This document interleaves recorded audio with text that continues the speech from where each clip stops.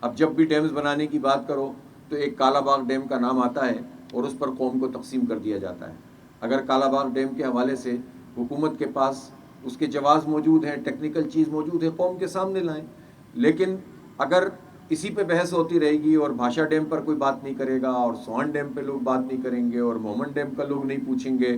اور خود ترویلا ڈیم کی ایفیشنسی جتنی ہونی چاہیے اس پر سوال نہیں ہوگا، خود نیلم جھیلم جو ہمارا پروجیکٹ ہے اس کی جو بربادی ہوئی ہے اس پر کوئی نہیں پوچھے گا، تو آپ سمجھ سکتے ہیں کہ اس کے نتیجے میں حکمرانوں کو پورا فائدہ ہو جاتا ہے اور لوگوں کو ایسی بحثوں میں لگا دیتے ہیں جس میں قوم تقسیم ہو جائے۔ اس لیے ہم یہ پوچھنا چاہتے ہیں کہ یہ بھاشا ڈیم 2005 میں اس کا افتتاح ہوا۔ کل میں سن رہا تھا کہ بلاول صاحب فرما رہے تھے کہ ہم نے اس کو شروع کیا، تو میں پوچھنا چاہتا ہوں کہ آپ تو ہر حکومت میں شامل ہیں، آپ پی ڈی ایم کا حصہ ہیں، تو یہ وقت پہ کیوں نہیں شروع ہو سکا؟ پھر فیتے کاٹتے رہے، شروع نہیں کیا آپ نے، اور اب جو ہے وہ آپ اس طرح کی گفتگو کرتے ہیں جو مناسب نہیں ہے۔